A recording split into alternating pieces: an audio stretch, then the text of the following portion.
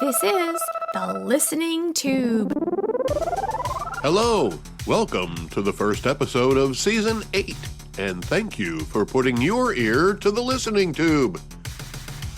I'm your host, Bob Woodley, and if I play my cards right, I could be the next Speaker of the House. On this episode, we'll hear about when water flows and when it doesn't, Aryans, a lot of balls, and a study about fact and opinion. But first, Not the headlines. if you're a regular listener to the program, or even if you're an irregular listener to the program, you might recall back in early February that I came down against the border bill that was trying to make its way to the president's desk. It never made it. I'd like to think it was because of my influence on the national conscience of those in charge of creating laws. As it turns out, my opinion had nothing to do with it.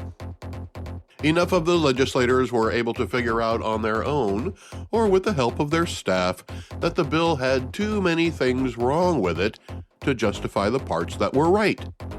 That's why it never made it past the Senate, where it was written. But the press is blaming Donald Trump for the failure of the bill. He doesn't even have a podcast. He is influential, though, and a couple of trick questions from Yahoo News proves it. In coordination with YouGov, a poll was taken about support for the border bill before and after the respondents were told how Donald Trump feels about the proposed law. Then they measured the difference. The story says that 64% of Republicans questioned agreed with the statement about the bill until they were told Donald Trump was against it. Then only 34% agreed with the statement. That would certainly indicate that Donald Trump's opinion means something to a lot of people. Now, to get a true gauge, they could have also asked the respondents how they felt knowing Bob Woodley was against the bill, as a control group. But they didn't do that, so the methodology is flawed from the start. But we'll learn from it what we can. When I say trick question, I don't mean, did you stop beating your wife yet? Or did you stop beating your wife because Donald Trump told you to? No. The actual questions used in the survey was this. Do you favor a $20 billion bipartisan border deal struck by a group of Republican and Democratic senators that would raise the bar for asylum, hire more asylum officers and border security agents, make it easier to expel migrants, and automatically close the border if illegal crossings reach a certain average daily threshold? Well, when you put it that way, there's a good chance you'll get a favorable rating among any political position. They don't tell you that bipartisan means that more than half of Senate Republicans voted against it. Yet they still say it was passed by a group of Republican and Democratic senators, putting Republicans first in the sentence to indicate it was Republican-initiated and Republican-supported. As for the next part of the question, practically all Americans want to raise the bar for asylum. Conservatives certainly would want more asylum officers because it has the word officers in it, and the border security agents because that has 3 words that make conservatives' mouths water. It's already easy to expel migrants. Our government just isn't doing it, and automatically closing the border if illegal crossings reach a certain average daily threshold should only be applicable if the average daily threshold is none. But the bill allowed up to 5,000 a day. None of that information is in the survey. The survey was written in a way that would result in the desired response. It was designed to be asked only of Republicans, and the results of the survey reflect only the responses from Republicans. The fact that only 64% of them agreed with the statement would indicate that there was some suspicion to begin with. 46% disagreed right off the bat. but the percentage of those who agreed dropped from 64 to 34% once they were told Donald Trump didn't like the bill. That 30% drop might mean something if there was a control group, but there wasn't. I'm still available for control group comparison. Another noteworthy thing about the survey is that it happened more than a month after the bill failed in the Senate. Its sole purpose was to create a way to continue the narrative that Donald Trump is in control of the Republican Party and that he's using his influence to keep illegal immigration moving so he can use it as a campaign issue against Joe Biden.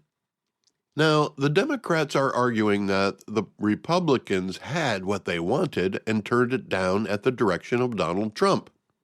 To be clear, none of the respondents changed their minds when Trump was added to the equation. Two groups of people were asked the same basic question, but one group was told Donald Trump was opposed. What the question and answers really shows is that people aren't influenced as much by Donald Trump as they are by their distrust in the media.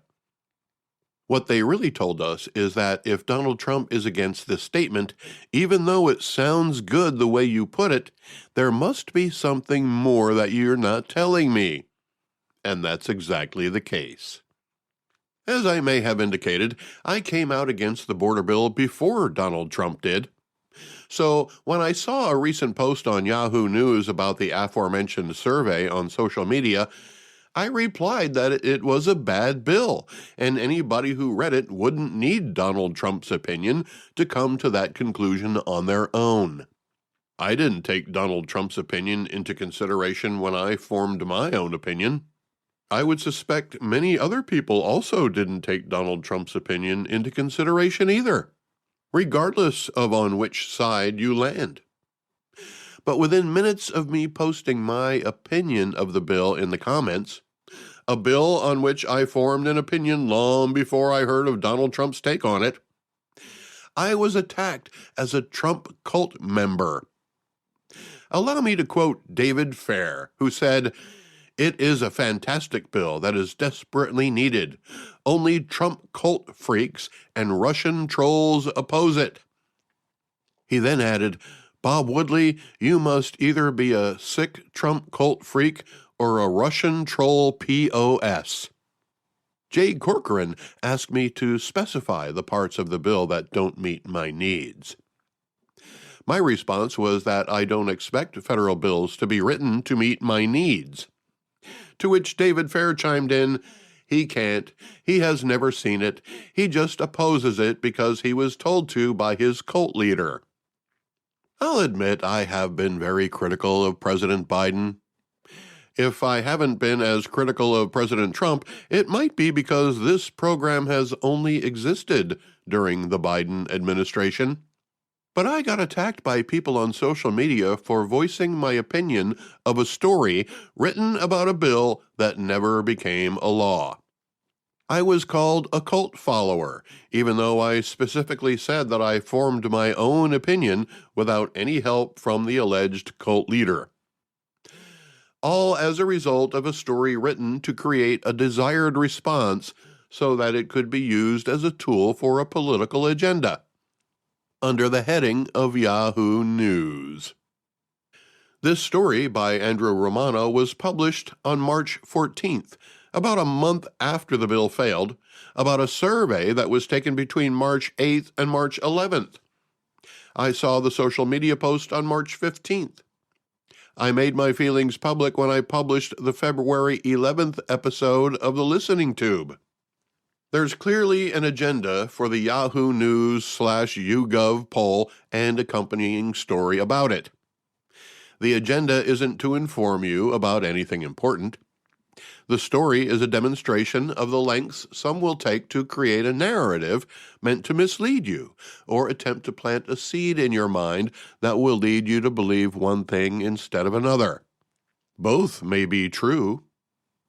But it's up to us to stand our ground when confronted by internet bullies, especially those who completely misunderstand the point you're trying to make and criticize anything they see as pro-Trump, even if it isn't. This is America, after all, and we're all entitled to our own opinion. We're also entitled to speak that opinion, thanks to the First Amendment to the Constitution. Those who try to silence you while pretending to protect democracy are displaying an illness called ignorance of what it means to be an American. Never forget that you have the right to say what you feel. You can hang your hat on that. There are exceptions to the freedom of speech, though, and a recent Harris poll done for Axios claims that college students think our freedom of speech doesn't go far enough. The survey itself asked over 4,000 Americans their opinions about free speech.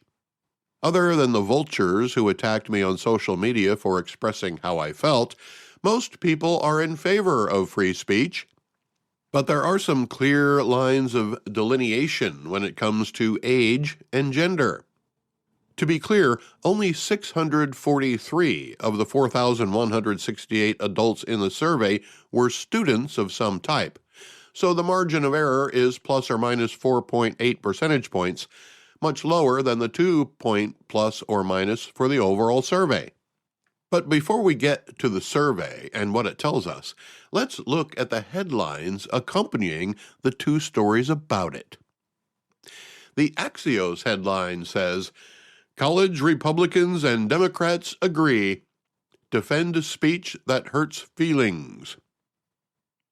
While the headline from The Hill says, 68% of college students say free speech protections should extend to threats inciting violence. Poll. Accompanied by a photo of Jewish protesters. I'm sure they didn't mean to indicate that Jewish students want violent speech protected, but you never know. Besides, as we do know, the person who wrote the article rarely writes the headline. Both articles cited the same survey, but each of them looked at it in a different way. But both articles chose to focus on the subset of 643 college students as the main takeaway. The other 3,525 people who took part in the survey were treated as merely a control group. Even though we all know how important a control group is, the control group isn't usually 5 times larger than the focus group and have nearly 3 percentage point difference in accuracy. Despite that, the story in The Hill didn't even mention until the last paragraph of the story that all the statistics prior only applied to a small subset of the overall survey. The story on Axios made it clear in the first 4 paragraphs. Neither story said exactly what questions were asked, nor could I find them anywhere else. But the results show that more college students are for pushing the limits on speech, even if it results in violence, than the general population. When we speak without the threat of violence, even if the speech may be found upsetting to others, most of us, 77%, agree that such speech should be protected. In other words, you can tell me I'm an ass, but you can't encourage somebody to punch me in the face because of it. I can live with that. The survey also showed that men are more likely to support violence-inducing speech than women.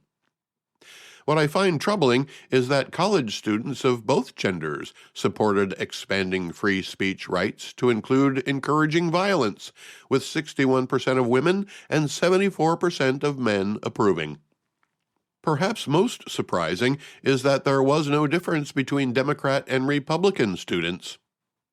Additionally, a majority of students think their school is more concerned with money than free speech, and that their schools are biased toward Israel and against Palestinians. As an aside, I think it's the media's fault for the students equating Hamas terrorists with Palestinians. The CEO of the Harris poll was quoted in the Axios story when speaking about students as saying, "They're on the cusp of activism because of the lack of control they feel over their future." That's one way to look at it. I have another take. If these college students don't grow out of the notion that incendiary speech is okay, we're in trouble. If you advocate for speech that incites violence, then that means you're all right with the resulting violence. You can't encourage me to be punched in the face and then turn around and say, "It's a shame Bob got punched in the face after I encouraged people to punch Bob in the face.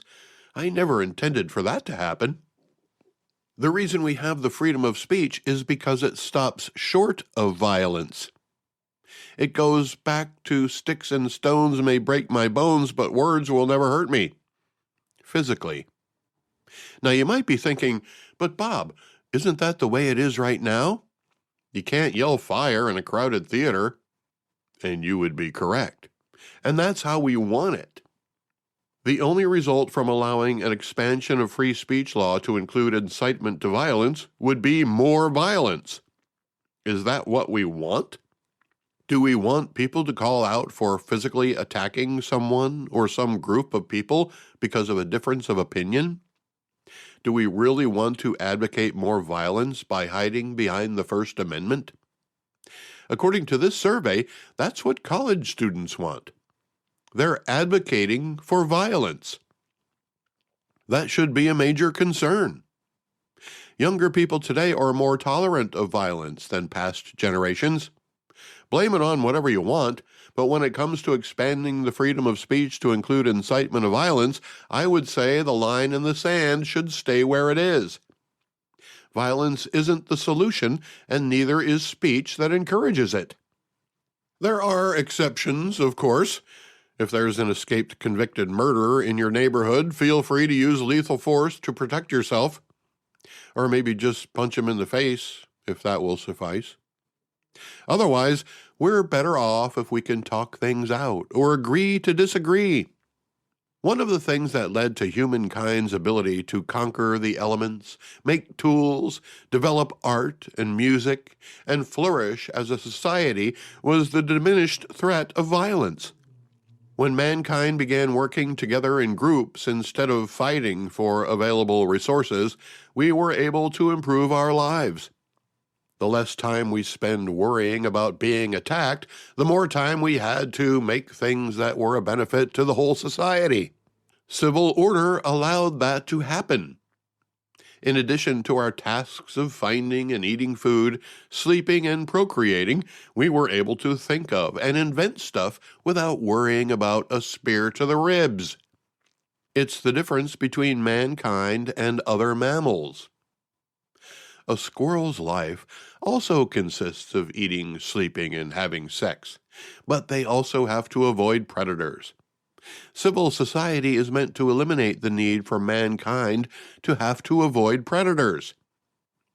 If we allow speech to encourage violence, the resulting violence could make us go back to living like squirrels, too worried about violence to make progress as a society.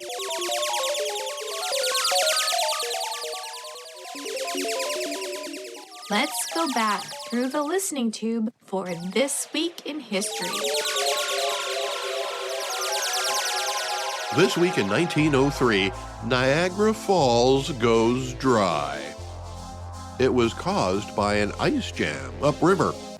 Freezing winds caused the ice jam and the water stopped flowing long enough for entire families to romp around on the riverbed, according to a story in the West Gippsland Gazette in May of that year. West Gippsland is in Australia, so I'm guessing that's how long it took for news to travel that far. It was a bit of a challenge to find any other account of the 1903 occasion, but there was plenty about another time it happened. Way back in 1848, an ice jam caused the same phenomenon. That time, according to mentalfloss.com, people were able to retrieve muskets and other weapons from an 1814 battle. Neither interruption lasted very long. Within a few days, shifting winds and cooperative weather allowed the ice jams to disperse, releasing the flow again. But there was another time the falls were dry, but the third time it was on purpose. The Army Corps of Engineers built a dam at the mouth of the river to let the falls go dry. Why? Well, the American Falls part of it had experienced large erosion events in the 1940s and 50s. So after thought and planning, the water was stopped to allow engineers and geologists and the like to study the structure and see if there was a way to preserve it for a longer period of time. There was also the question of removing the giant boulders that had broken away and now lay at the bottom of the falls, decreasing the distance the water had to fall before hitting the bottom. Ultimately, some reinforcements were made and other steps taken to reduce the erosion of the falls from 5 feet a year to just 3 or 4 inches every 10 years, according to NiagaraFallsUpClose.com. The boulders at the base of the falls were allowed to stay, as they act as a buttress against the face of the cliff. The project took 6 months, from June to November of 1969. This week in 1913, over 360 are killed and 20,000 homes destroyed in the Great Dayton Flood in Dayton, Ohio. Almost a foot of rain fell in the Great Miami River watershed, according to reports from the time. A storm system that included a dozen tornadoes moved across the country from Nebraska, headed east. By the time it got to the Dayton area, it left behind floodwaters 20 feet deep. A story on History.com says houses floated off their foundations, with people jumping from rooftop to rooftop of floating houses until they were lucky enough to find solid ground. People were stranded on telephone poles. Broken gas lines caused widespread fires. For weeks after the storm, cities down the Mississippi River would also flood. The storm would cause damage all the way to Vermont. More than 14 states with damage and over 1,000 people killed. Climate change, said nobody. This week in 1920, the United States Senate rejects the Treaty of Versailles for the second time. The first time was on November 19th in the prior year. So the Treaty of Versailles was the treaty that ended World War I. So why did the U.S. not agree to it? I'm going to look that up. He's going to look it up. He's really going to do it. I want the truth. You can't handle the truth. Politics, of course. To be more specific, there were 2 reasons the U.S. Senate didn't agree with the treaty. One, because President Wilson, a Democrat, didn't include a single Republican in the negotiations, which lasted for 8 months and included 145 meetings among the 4 major representatives, including President Wilson. And the Senate was controlled by the Republicans. Now, they didn't do it just out of spite. The other sticking point was the creation of the League of Nations. The treaty, according to Wikipedia, included a provision that allowed the League of Nations to make war without a vote by the U.S. Congress. The Republicans weren't alone in their dissent, though. There were a number of Democrats who didn't agree with the treaty, and to make it even tougher, a 2/3 majority was needed to approve a treaty. An examination of the different factions of the Senate at the time reflects the diversity of its members. 2 of the groups that kept the treaty from passing the Senate were groups who thought the treaty was too beneficial to England: the Irish Catholics and the German Americans. In the end, the Americans would sign their own peace treaties. The League of Nations would be organized anyway, and the Versailles Treaty would eventually be used by Adolf Hitler as a flashpoint to rally the German people, leading to World War II.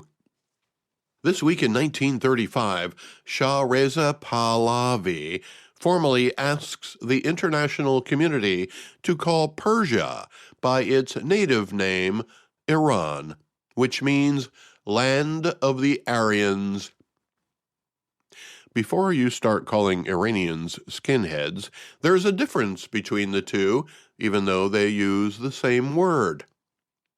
According to worldhistory.org, the word Aryan in old Iranian languages meant noble or lord.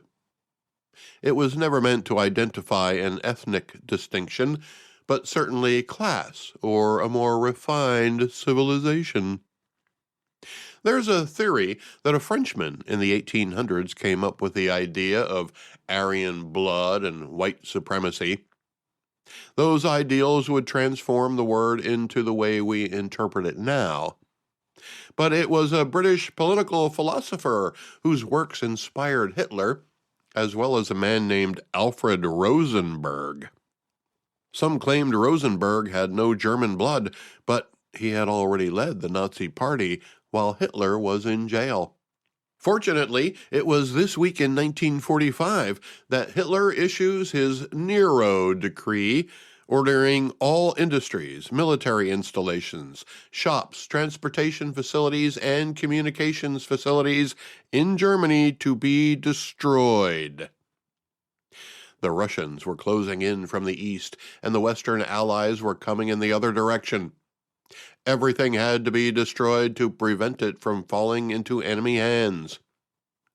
The legend is that Nero fiddled while Rome burned. Hitler, while having no fiddle, settled for the burn.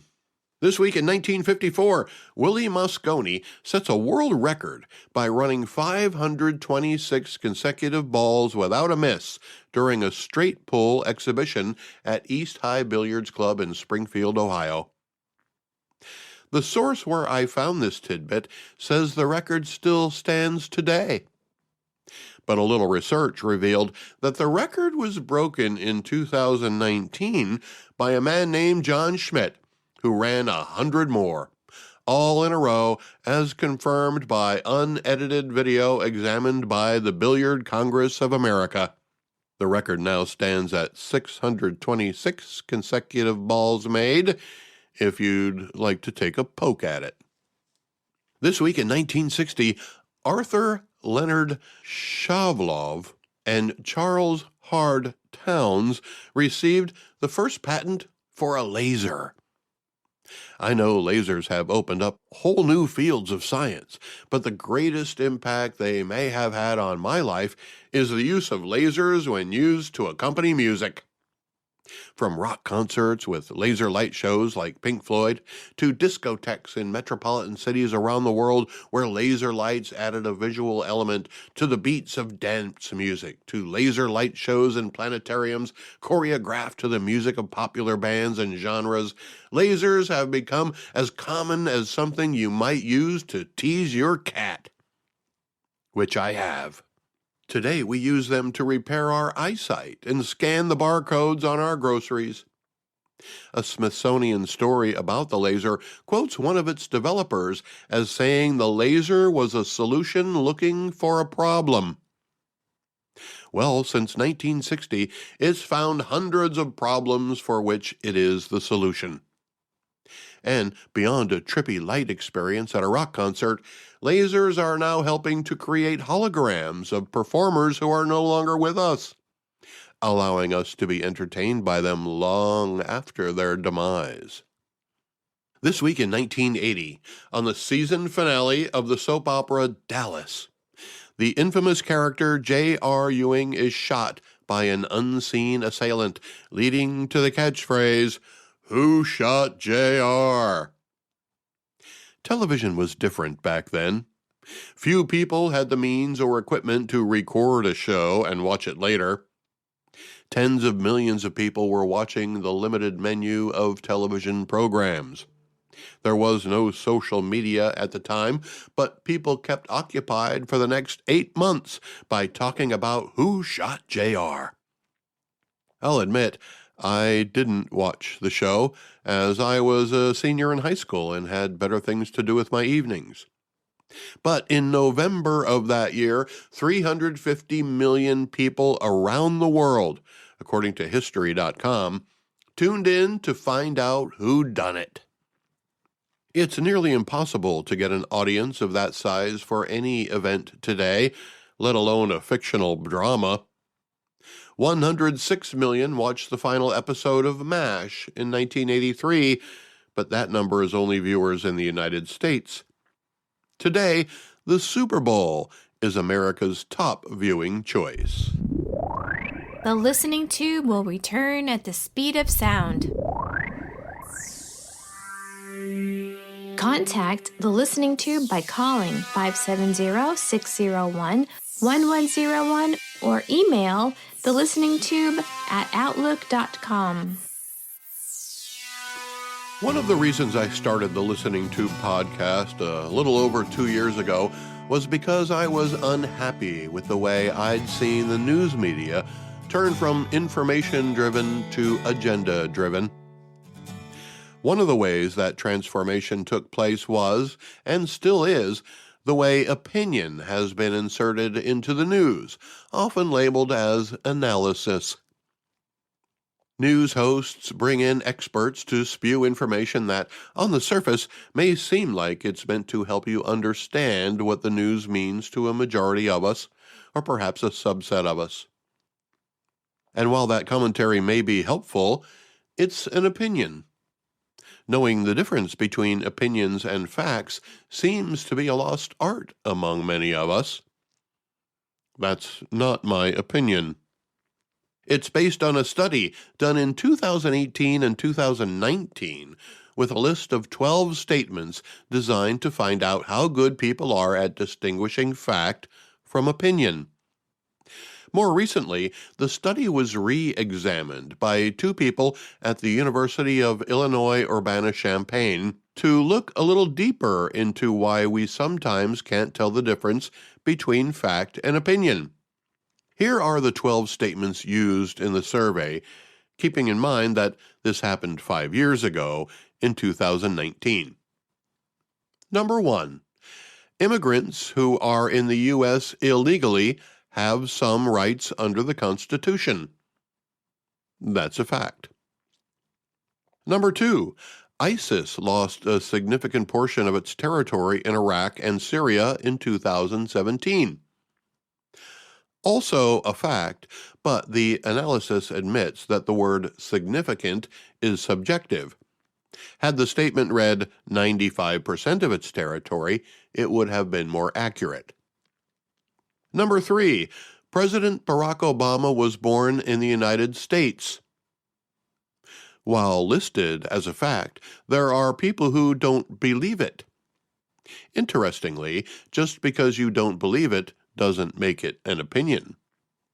It's no one's opinion that President Obama was born in the U.S. It is the opinion of some that he wasn't. Healthcare costs per person in the U.S. are the highest in the developed world. That's a fact, and most people identified it as such. Number 5, spending on Social Security, Medicare, and Medicaid make up the largest portion of the U.S. federal budget. That's a fact. About half of the respondents got it wrong. Statement number 6 says, the Earth is between 5,000 and 10,000 years old. While that particular statement of fact is incorrect, the interpreters of the data determined that its factual error doesn't make it an opinion. It's still a statement of fact, despite being incorrect. Now we get to the statements of opinion. Statement number 7 says, immigrants who are in the U.S. illegally are a very big problem for the country today. Back in 2019, Barack Obama was known as the deporter-in-chief. Today, one can argue that this statement is a fact rather than an opinion. But that's just my opinion. Number 8, abortion should be legal in most cases. That is an opinion. In fact, the U.S. Supreme Court decided it should be a state's opinion rather than a federal one. Number 9, increasing the federal minimum wage to $15 an hour is essential for the health of the U.S. economy. Also an opinion. Number 10, the government is almost always wasteful and inefficient. That is an opinion. Only because somewhere out there's a government agency or two that is efficient. Until we can prove that all government agencies are wasteful, we have to call that an opinion. It may be easy to assume it's a fact that all government is inefficient, and I encourage any government agency at any level to show how efficient they are by bragging about it. Send your proclamation to the listening tube at outlook.com. And number 11, democracy is the greatest form of government. That is most certainly an opinion. There are many who would argue that socialism, communism, and authoritarianism are all superior to democracy. There's a lot of talk among the left wing about protecting democracy. The United States is a constitutional republic. It's been working for almost 250 years now. Let's try to save that instead. The last statement reads, diversity helps make America great. That, too, is an opinion. However, if you deny it's a fact, you'll be ostracized and condemned as a racist. Less than half of respondents agreed it was an opinion.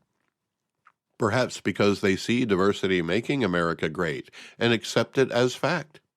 But making America great is subjective. You might believe that we all would want America to be great, but MAGA, or Make America Great Again, is now used as a label for America's enemies by the opposing party. So what's great for one American isn't great for another American. That's why it's an opinion.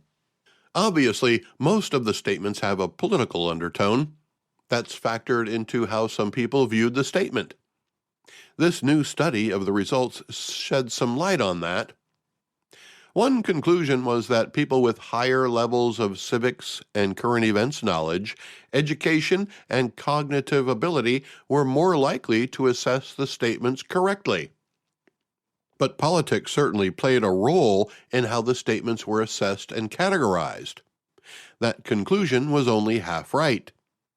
As it turns out, the more civics and current events knowledge you have, the more likely you are to assess the statement incorrectly.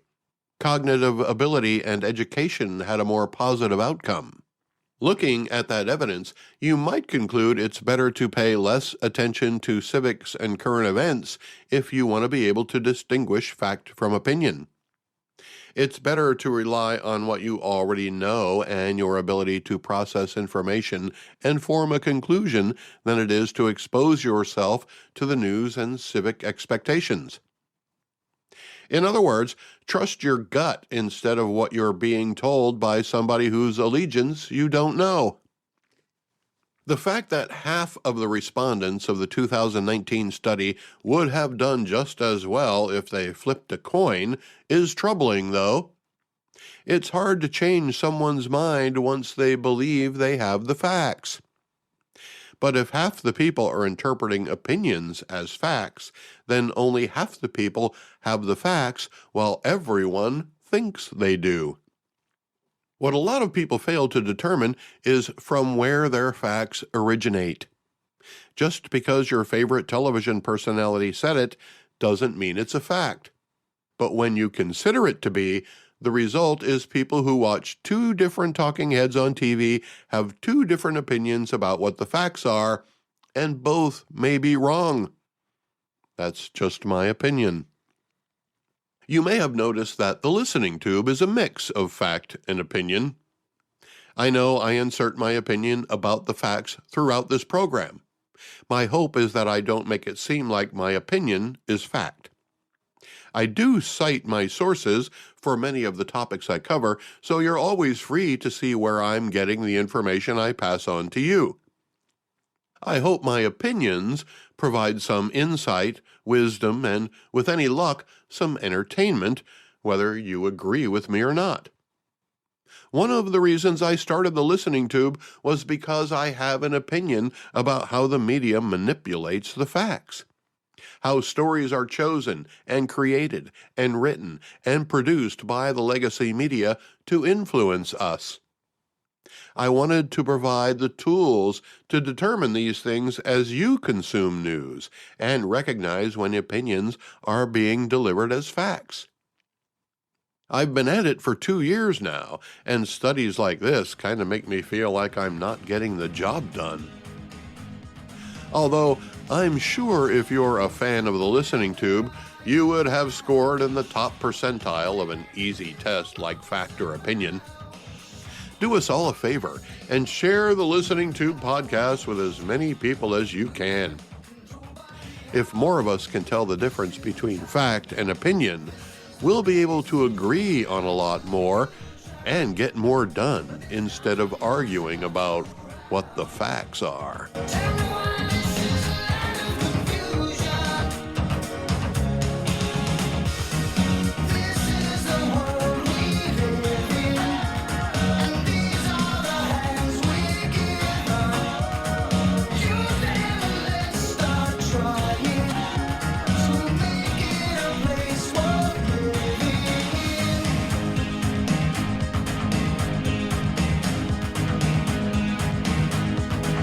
The Listening Tube is written and produced by yours truly. Copyright 2024. Thank you for putting your ear to the Listening Tube. Subscribe today. I'm your host, Bob Woodley, for Thou ad Infinitum.